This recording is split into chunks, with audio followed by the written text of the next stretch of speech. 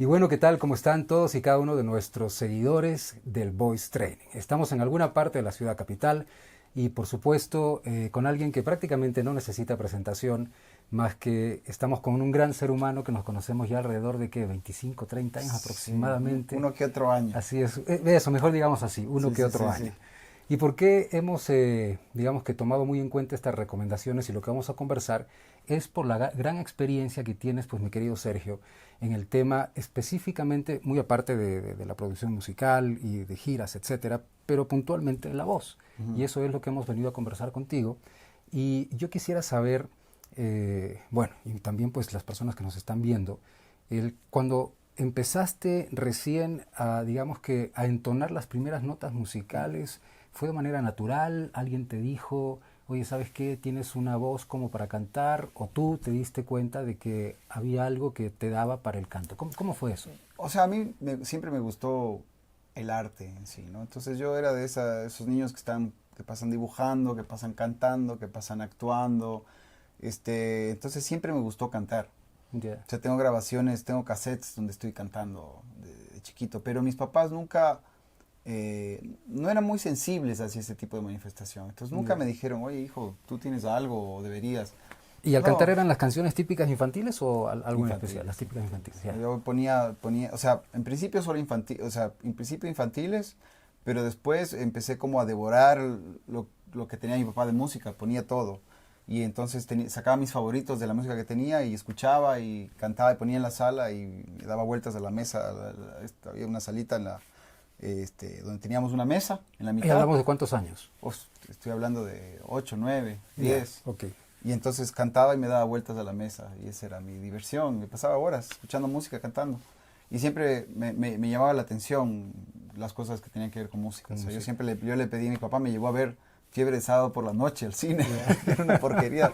O sea, para un niño es una porquería de película. Claro, pero te llamaba la atención. Claro, porque era cantado, entonces me llevó de niño, ¿no? Y bueno, Gris, todas las películas musicales, Flashdance, todas esas cosas, siempre me gustó.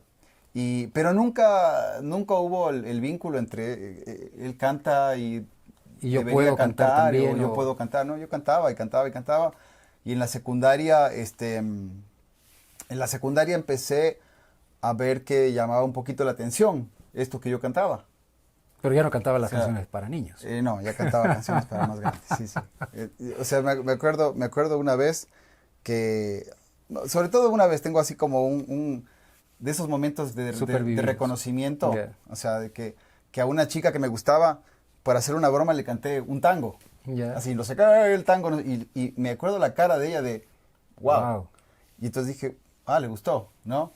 Entonces ese fue un momento de reconocimiento, fue un momento de, claro. esto puede servir para algo más, claro, para levantarse pelada.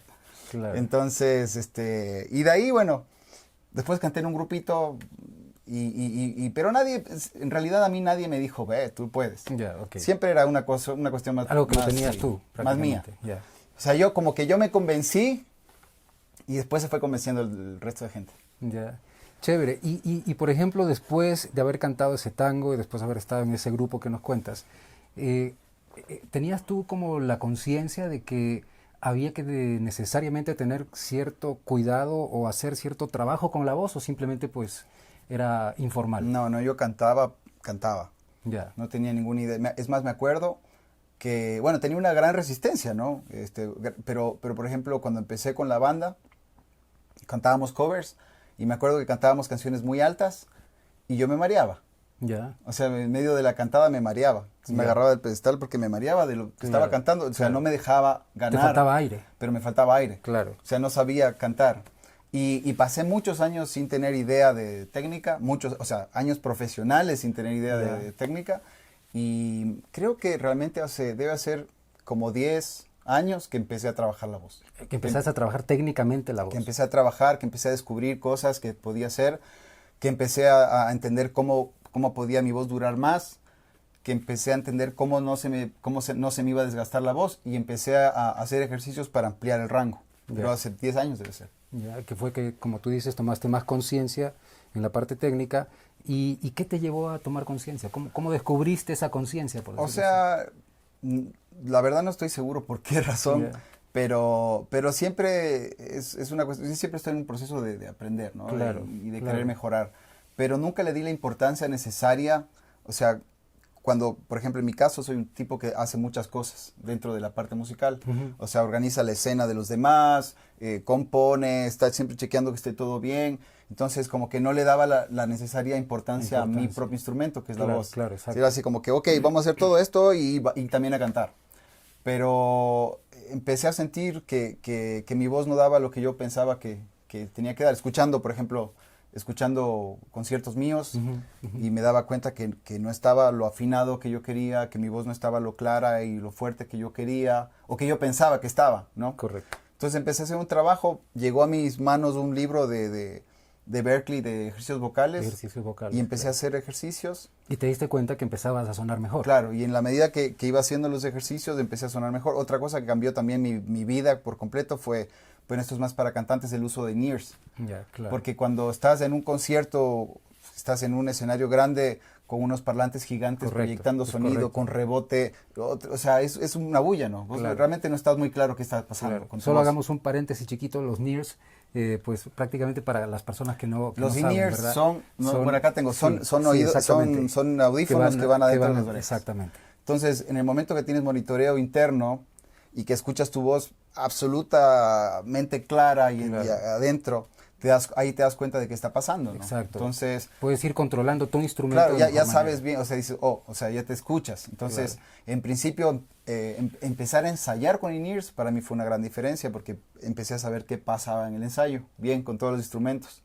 Y después tocar en vivo es otra cosa. O sea, ahora realmente puedo decir que cuando me escuchas cantar en vivo y escuchas una grabación es algo muy similar. O sea, no es que dices, pero claro, en el estudio sí suena, pero en vivo no. Claro. Porque como yo trabajo de esta forma y me escucho tan bien, o sea, yo molesto mucho con el monitoreo. Entonces, como me escucho tan bien... Sí, lo sé. Pero no tienes idea. Ahora soy peor. Ahora soy peor. Es que ahora tienes las armas. Pues, claro, ahora claro, exactamente. Entonces, ahora la cosa es, te escuchas bien y por eso suenas bien. O sea, y cuando, Sergio, cuando tú escuchaste el tema de la técnica, ¿no es cierto? Cuando descubriste la técnica específicamente y empezaste a darte cuenta que sonabas mejor y cada vez ibas mejorando la voz, ¿cuál fue, digamos, el ejercicio específico que tú más lo repites antes de una presentación, por ejemplo? Bueno, en principio, creo que es, digamos que los ejercicios de técnica son algo que haces no en el show. Correcto. Y no previo un show, pero en tu casa sí. En tu casa haces todos los días ejercicios de escalas, figuras melódicas complejas, ¿no? Que hacen, en la medida que dominas, cuanto más complejo es, mejor dominas el momento y el movimiento de la voz entre tono y tono. Entonces después puedes ejecutar mejor, ¿no? O sea, es como cualquier ejercicio, ¿no? Correcto. Es un ejercicio de destreza, ¿no? Destreza, sí. Haces que la voz haga... O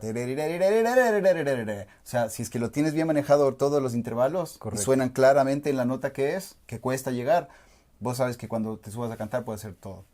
Pero antes de un show, en cambio, tienes que calentar. Tienes que calentar bien, o sea, porque me ha pasado más de una vez que por distraído, por conversar, por lo que sea...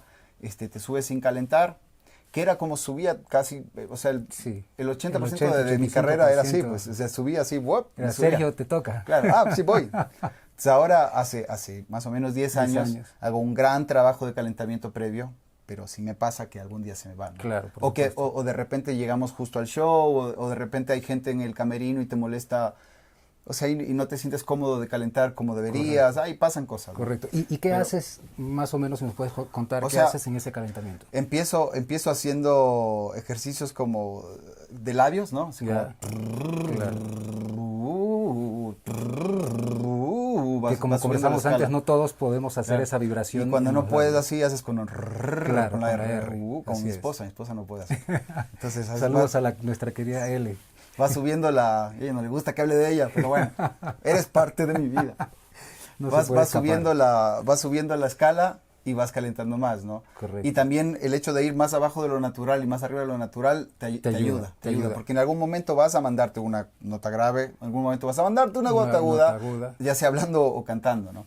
y eso como que te protege, está la garganta caliente. Claro, digamos que eso es parte de nuestro aparato vibratorio, ¿no es cierto?, y que forma parte del fonador.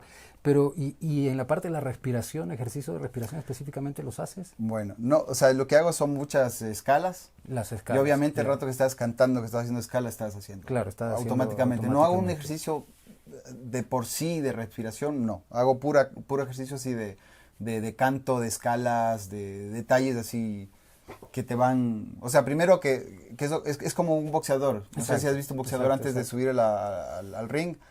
Nunca, o un futbolista, que dice el cambio y empiezan tratar así. Claro. Bueno, esa trotada para nosotros es... Claro, sería el calentamiento. Vas calentando, vas tratando de escucharte claro, vas haciendo esto de que te va... O sea, por ejemplo, cuando hay mucha gente y no quieres que te escuchen, o sea, porque a veces es delicado estar y la gente de alrededor, ¿no? Entonces uno hasta en silencio vas haciendo...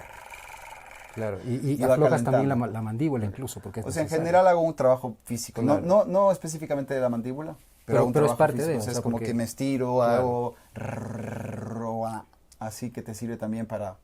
Claro, como para que circule un poquito todo. Todos esos ejercicios que tú me comentas, que es con el cuerpo, que es parte de esa expresión corporal que es importante también para la manera de cómo hablamos o cómo en tu caso cómo cantas también, porque ayuda inclusive para la concentración y para botar un poco de estrés también, porque de una u otra forma, por más que seas muy profesional de lo que conocemos todos, pues siempre hay esas digamos pues previas al show, es un poquito de nervios de qué va a pasar, qué va a suceder, porque ya no es como al inicio, pero claro. En todo caso pues siempre está la incertidumbre. O sea, el nervio yo creo que es una cosa que es hasta importante. Exacto. Es importante.